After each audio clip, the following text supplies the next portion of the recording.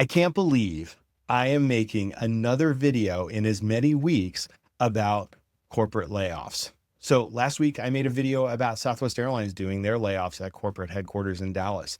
This week, we started the week with hearing the news that Starbucks is laying off people at corporate. Now Expedia, just before I recorded this video, they announced they are laying off people as well. And there's, not to mention the federal government, which seems like they're announcing layoffs by the hour. So there's that. And then even in recent memory, my friends over at Boeing, same thing, they're going through layoffs. So I wanted to jump on here and share my 7 things that if you find yourself notified that your job is eliminated, 7 things that you need to focus on. My name's Rob. I am a recovering corporate HR drone. I've worked at some great companies, some that I just mentioned, Starbucks, Southwest Airlines. I've worked at PepsiCo. I'm sad to say I worked at Tesla, not very long, but that's a whole nother video. And anyway, I've had a really great career, and much of that career, unfortunately, part of my job in HR was sitting down with people and talking about severance packages as a result of a layoff activity, those types of things. So I've seen this conversation countless times. And if I can give you a couple of tips to help you navigate this process, that's what I'm here to do. So let's start with number 7, and that is the piece of paper that HR person has now put in front of you in the form of a severance agreement. A couple of things. If you hear nothing from me over the next 20 minutes that I'm going to talk, please pay attention to the dates and deadlines. That's going to impact a lot of the things we're going to talk about today. The first of which is on your severance agreement, you're going to see a couple dates. You're going to see a notification date. That's today. That's the day they are notifying you that your job has been, will be eliminated. The effective date, most of the time, those are the same. The notification and effective date are the same. But sometimes there are scenarios where you're going to stay on the payroll to a future date of X or weeks or months into the future. Not ideal, but sometimes that happens. So pay attention to those. These are the dates, though. You have X number of days to respond with the signed severance agreement in order to leverage the severance payments or anything else attached to that package. So again, be aware of that date. If you are under the age of 40, you'll probably get a week, maybe 10 days to consider the agreement. If you're over the age of 40, those of us over the age of 40, we benefit from the Older Workers Benefit Protection Act. And all that does is say, if you're over 40, you get more time to consider this severance document. Probably up to, if memory serves, I think it's 45 days, but make sure it will be detailed in your agreement. So make sure you're paying attention. But no matter if you have 7 to 10 days or 45 days to look this over, make sure you do so. Make sure you read the entire document. I can't tell you how many times I've talked to people who with questions and ask questions, definitely, but they have questions that would have been answered had they actually read the document cover to cover. So it's boring. It's not a page turner, but make sure you're reading it. You know what you're signing, you know the dates, what kind of payment is coming out, those types of things. So pay attention to that. If you want to have an attorney look at it, absolutely, you're right. Here's what I would say. I've lost count of the number of conversations I've had or severance agreements that I've had to deliver. And I've never seen, and maybe once or twice, I've seen somebody come back that has challenged the agreement and gotten more money. They've negotiated those types of things. These separation activities or these layoff activities are typically handled in such a way that consistency, they're going to apply the same algorithm, for lack of a better word, to each separation agreement, such that you get a baseline of, say, 2 months salary, and then you get a week of severance pay over that per year of service or whatever the calculation is. So they're going to want to be consistent with whatever methodology they've put in place. So again, have an attorney look at it. It's probably boilerplate, but if that makes you feel better, absolutely have it. But again, do it right now, because getting on an attorney's calendar or finding an attorney that will talk to you about it could take some time if you don't already have an attorney that you work with. Be mindful of that. And again, pay attention to those deadlines. Also, understand what the payout is. It could be a lump sum. It could be you're going to stay on the payroll and you'll continue to receive your paychecks as you would through whatever date in the future is decided. It could be a variety of things. A couple of things with regard to pay. My recommendation is if you want to leverage as much cash from a severance payment, go into your whatever HRAS system you have. Maybe turn off your deductions for 401k. Turn off any like stock purchase deductions that may come out. Some people, I know my friends at Southwest would donate to a catastrophic fund. You turn those things off so they are not deducted from your final pay. Those little things actually add up and could add for a bigger payout. Understand what the severance is. And then if you're going to realize PTO, a balance of your paid time off bank, paid out as well. Some companies will do that, some don't. Make sure you're aware of what your current balance is. All this can be found in your HR, in the HR system, whatever you have. If it's Workday or Paycom or whatever it is, make sure you go in there and check out those types of things. Also, make sure your contact information is up to date in there.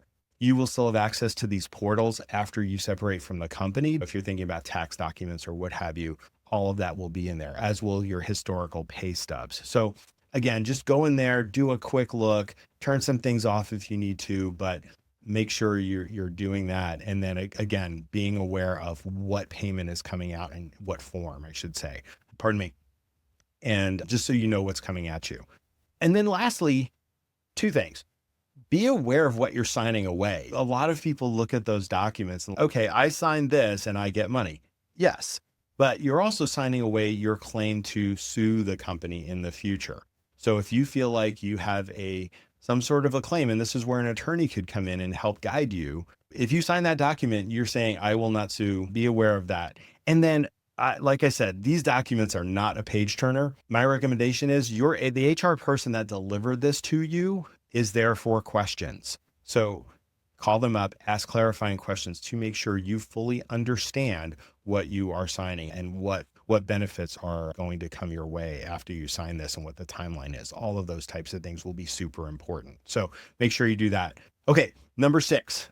COBRA. I will put up here on the screen what COBRA means, but basically it is benefits continuance. And some people 20, 30 years into their career may have never they're aware of COBRA, but they may never have actually had to leverage it. So a couple of tips here. Again, it's benefits continuance. First thing about benefits though, let's say you get laid off in the middle of February, let's say February 15th.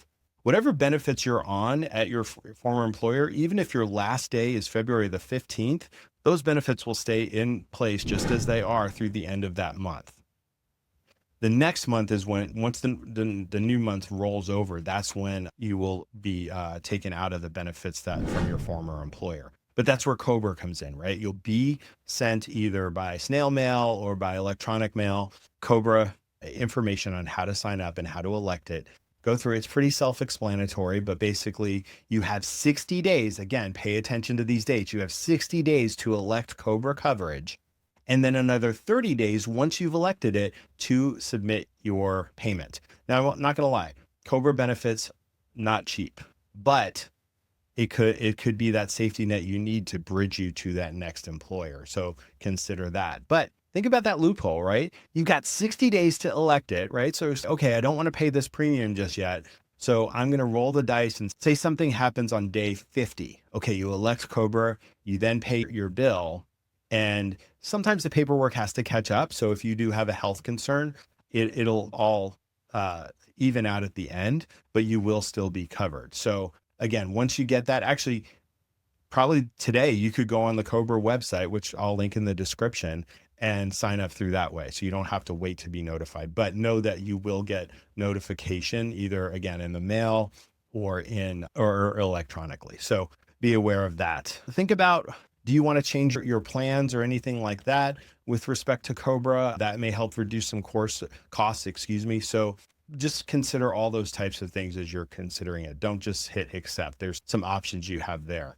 But moving on, number 5, unemployment. Now, maybe you're like me and has thankfully, never had to file for unemployment benefits through the state. And so this can be uncharted territory for you, a little nerve-wracking. You're raw coming off of one day you're working, the next day you're notified your job is going away, and now you've got to file for unemployment. But again, Do it now. Don't procrastinate. I am any one of my friends watching this will say, Rob is a procrastinator. Yes, I've honed it to a skill such that I should put it on my resume. But I do put things off, and I'm telling you, don't do that for this. Unemployment, COBRA, make sure you're doing all that in a timely manner. So with unemployment, go onto whatever state portal you have. A couple of things here. Everything's pretty user friendly. Some of the portals are a little challenging to navigate, but I'm sure you can get there. They also have phone systems where you can call and talk to somebody and file and that type of thing. But it's not just free money coming your way. It is, because you've been paying into this through payroll deductions over time. But you've got to do some stuff here. You've got to, every week, you've got to prove that you're doing something to get employed again, right? Whether it's, let's say here in the state of Washington, it is, you've got to prove that you applied for 3 different jobs a week, right? So you're going to go on, submit, get that email that says, hey, thanks for submitting. So that's your proof. You got to upload it to a portal, all of that type of stuff. Or it could be that, hey, you went to some sort of approved training class that the Unemployment Administration has approved. So again, be aware of what you have to do and then make a plan to do it every week. Because if you miss a week of submitting the proof that you applied for jobs or anything, next week your payment may not come. Or they may try, if it does come, and once they catch up and did some audits, they could claw back that payment if you hadn't proved for that week in question. Pay attention, put it on your calendar. And that's going to be another thing that you're going to hear in a few minutes, where getting into a routine is good for your mental health. But we'll get to that in a second. Again, unemployment benefits. The last thing there I would say is it's not going to be your full salary. I hate to break it to you, but it won't be. Every state may be different. I know here in the state of Washington, it's about 60% of your pay. So be aware of that. But again, leverage that. I know you can probably be approved for up to 26 weeks. But again, you've got to do those activities every week to warrant getting the unemployment paycheck every week. Okay. Number 4, outplacement services. Now, this one I'm going to really underline. I'm hoping as part of your severance agreement, it came with some sort of outplacement services that the company is paying for you to leverage. Outplacement services could be career coaches. They could have job boards. They could help with resume writing. They could help with interview tips. I would say I don't even know how many people I've helped, unfortunately, lay off or explain this to. Maybe only about 60% actually engage with the outplacement service provider. And I think that's such a missed opportunity. You have to consider really casting a wide net of getting reemployed after this unfortunate layoff. And this is a piece to that puzzle. So my advice here is engage with them, leverage everything you can. Even if you only get a couple of nuggets out of it, I still think that's worth your time. So definitely engage with them. And again, if you don't engage with them in a certain timeline, again, read all the details, that benefit may go away. So think about that. So let's talk a little bit about networking, right? So we're going to pivot, right? You've got the shock and awe, you've got the severance agreement. If you've got to drown your sorrows in a bottle of wine or whatever, do it. But you're going to hear me say this later. Please don't get stuck there. Make a plan. And part of that is networking, right? How are you going to communicate out that you're looking for a job? Because you never know. You could be connected to me, and then I could be connected to someone who could be your future employer. So those connections are super important. So reach out, make people aware. And also think about what you're communicating. I'm going to get into LinkedIn, which is the next one, the number 2 tip I have. But think about how you're communicating. You are dealing with just a flurry of emotions right now. You're scared, you're emotional, you are pissed that all of this stuff is swirling around in your head. And you have to channel that over here, find your person that you can unload that on. But when you're trying to show up to a prospective employer, you've got to channel into positivity. Hey, here's an example. I know that these layoffs happen. We see them all around us. And I know it's just part of the thing here, and pivot into, here's what I've learned at the company. Here's my takeaway from the company. Am I sad to go? Absolutely. but here's what I took away from it and what I can bring to a prospective employer. That's the talk track you want out there with respect to you and what you would bring to a prospective employer. So really think about that. Think about that in how you verbally communicate, practice it. Also think about what you're posting on social media. And now it does lead us into LinkedIn, right? So I've said before in another video that I'm not the biggest fan of LinkedIn, and I think it's less about the platform and more about the people. But that's a whole other video. So I'm going to try and keep this positive. So some things you can do on LinkedIn is first, profile hygiene. Look over your profile. I've seen some people not have a LinkedIn profile because they've been at one employer for so long, they've never seen the need. And sadly, I know some of my friends at whether it be Starbucks or Southwest as an example, they thought they would retire from there. So they never really paid attention to LinkedIn. And, or maybe it's just super basic. They have company, title, dates of employment, education, and that's it. Go in there, be thoughtful about what you're putting in, right? Think about what are you proud of? What have you learned? What have you contributed? What results have you achieved through an initiative you worked on or whatever it is? Really put your best foot forward. And you're going to hear me say this too, with respect to applying for jobs and stuff. Leverage AI. It's maybe I lean a little too hard on it now, but go in there and say, hey, this is what I did. Make it sound great for LinkedIn, and it'll do it. Cut, paste, you're done. And it sounds great. So think about that as well.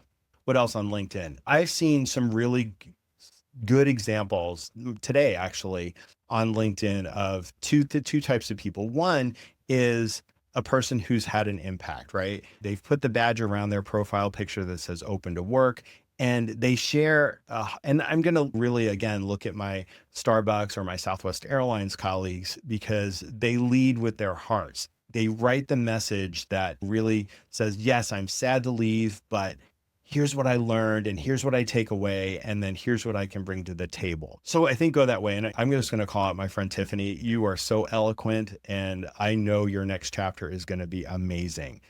P.S. She's probably going to be a guest with me in the very near future. And you tune in, please subscribe. What else about LinkedIn? Now I lost my train of thought. My apologies. But go in there and scrub it, make it look great. I would also say if you are one thing I did see, I'm going to go slightly negative for a second, is I saw some like bullying and stuff and online arguing on LinkedIn, a lot largely of a political nature. And I would say if that's you, I would say try and delete that stuff or really refrain from it because I don't think that sets you in a positive light if somebody sees that and they could be somebody that's connected to you, to a prospective employer or whatever. I think keep it really politically correct, stay away from that type of talk, and really think about how you're painting yourself in the best possible light from a digital footprint standpoint. And that goes for some other platforms as well, whether it be Facebook, Instagram. I'm a former recruiter and I don't have time or didn't have time back then to scroll and look through people's social media. I don't know. Any recruiters listening to this, if you do that, let me know in the comments. I would love to know. I never had time when I was sourcing to look through people's social media and stuff. But I am aware, I've heard that some people do, or some companies do have that practice. So be thoughtful about what is on your social media. So if it's political stuff, if it's racy stuff, spicy stuff, I would get rid of it for this phase of your life. And again, now I'm not going to. All right, I will. If you've got OnlyFans, maybe that's its own video. I did see this as an aside. I did see this one guy on Instagram who has integrated his professional real estate life with his OnlyFans life. If you can do that, let me know in the comments. I will happily, I may look at your channel. I don't know. So back to LinkedIn, the other thing you can do, share articles, engage with other people's content, likes, all that stuff, right? That you never know when that's going to show up in somebody's feed. They click on your profile, that type of stuff. If you can afford it, upgrade to their premium plan, because I don't know about you. I like to see when people click on my profile. Sometimes it's a bit of a dopamine hit, whatever. That can be helpful as well. And then the other thing, when you're applying for jobs, sometimes I've seen lately on a lot of jobs that are posted on LinkedIn, hey, connect with the recruiter, connect with the job poster, connect with the manager. Sending them a message expressing your intent could be better than a cover letter. So think about that as well. So anyway, so that's that. The other thing I would say, one more thing before leaving LinkedIn and getting really down to the number one thing you need to focus on right now that you've experienced the layoff and everything, but back on LinkedIn, if you are applying for jobs, and you should be, two things: don't do it all day long. It will drive you crazy. Maybe put a block of time on your calendar, say you get up, you do the gym, all that. Then you put 2 hours on your calendar where you're going to apply for jobs. Again, making notes so you can upload that to the unemployment website. But if customizing your resume for a specific job is definitely a best practice, and ChatGPT or Gemini or whoever, whatever AI platform you like can help you with that. All you have to do, dump the job description in there, put your resume in there, and say, hey, I want to apply for this job. Please make my resume not fit it. You don't want to lie, but you want to say, take my skills and highlight those ones necessary for the role I'm applying to, and a couple of clicks and cut paste, and you're done. So super helpful. And it puts your best foot forward from a application standpoint. So think about those types of things. And we're going to do some more content around resume writing, interviewing, mock interviewing, all that type of stuff to help get you prepared for your next opportunity. But that leads me to the number one thing I think you should focus on, and that is your mental and physical health. You've been just thrown a curveball. Many people don't see these things coming. Some people, they can see the writing on the wall, but if you've been blindsided and you're dealing with all these emotions, leverage EAP. That shouldn't be another part of your severance agreement, that you can leverage the employee assistance program for some help. There's no shame in that. Talking to a counselor, talking to somebody who is wildly objective and can maybe challenge some of your assumptions. And from a professional standpoint, that could be gold for you. But you heard me say it before, don't get stuck. Don't dive into a bottle of wine a night. I know what that feels like. And I thankfully had a group of people, friends, my spouse, whatever around me said, you're going down a dark road and this is not good. And they helped me pull me out of it. So again, don't get stuck. Don't dwell on it. Talk to people. There's no shame in talking to somebody or asking for help. EAP people can be amazing. What was I going to say? Oh, you typically get about 10 visits for free or whatever they've contracted with the provider. I would say leverage all of them. It can only give positive results. And if you don't like the first time and you say, hey, this isn't for me, I'm good, then you've only wasted an hour or whatever it was. So absolutely engage with that. But going back to getting on a routine, okay, you're going to get off the couch. Day 2, you got to get up. Go to the gym, walk the dog, do whatever, get out of the house, get back into a routine, calendar yourself, calendar that time to apply for jobs, to do all the good stuff. Maybe say, I'm going to set a goal for networking with somebody over coffee 3 times a week or whatever works for you, but put a plan in place and do that. And that will help you from getting stuck. I can't emphasize it enough. I'm going to check my notes one more time, because I'm getting a little tired today. But yeah, that's all I got on that topic. Should I leave this in here or not? No, maybe I will. I don't know. If you've gotten this far in the video, I'm not gonna lie, I've had a long day, but I wanted to make this video just to see if I could offer some help to somebody out there. I'm a little tired, so apologies if it's a little messy, but maybe I need to focus on my mental health and physical health and get some better sleep. But back to, you've been dealt a blow. It's not the end of the world. I am here to tell you, I've worked for some really great organizations, 2 of which I've talked about today, Starbucks and Southwest Airlines. And I'm here to tell you there's life out there after those organizations or wherever you've worked, wherever you've loved to work.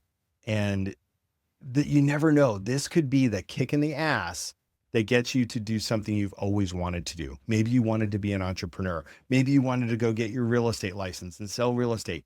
So think outside the box. You don't always have to do what you did before, and lean on each other for support. That is so important. And then lastly, I want to speak to 2 other groups. First is the people that are left behind at these organizations. They were not impacted as a result of this layoff. They still have their jobs. They're hurting too, right? So they now are breathing a sigh of relief, but they may still be in a threat state because they think another wave is coming of layoffs, and that may be the truth. Or their best friend at work, their person at work now is no longer there. So they're hurting too. And then they don't know how to interact with you, the person that's laid off. And that's okay. But make sure you connect with people. I'm going to call Brian out. Brian and I used to work at Starbucks together, and he is still employed there. He was not impacted. I saw such an eloquent, heartfelt message on LinkedIn today where he said, look, I wasn't impacted and I don't know what to do for you, but if I can do anything, if it's a conversation, if it's a cup of coffee, if it's a recommendation, or if I can introduce you to somebody in my network, let me do that for you. Please reach out to me. Those messages are so important. So if you're sitting there and saying, hey, I wasn't laid off, but I encourage you, go on LinkedIn, put a message out there saying, hey, I'm here for you. And then who's the other group I was going to talk to? Ooh, my HR colleagues. HR gets a bad rap, and you might be, if you were laid off today, you might be thinking, wow, HR is the hatchet man, whatever you want to call them. So these people, they've gone through a lot too. They've had to have this conversation over and over again, dealing not only with their emotions, but a variety of emotions on the other end of that conversation. It is exhausting. It is draining. So it is horrible work, but it's necessary work to help usher people from one opportunity and help set them up for success in another. Give them a break. They're doing the best they can with the hand they're dealt. Even some of these strategies, notably at Starbucks and Southwest, I personally didn't agree with the way they executed their plan. But the HR people that are actually out there in the trenches talking to employees like you who were laid off, they're again playing the hand they're dealt, and they're doing the best they can, and they're trying to be as respectful and empathetic to the people they're talking to. My heart goes out to you. I've been there. Take care of yourself as well. Please let me know in the comments below if you were impacted, if there's anything I can do for you or anything like that. And I do wish you all the best. It will get better.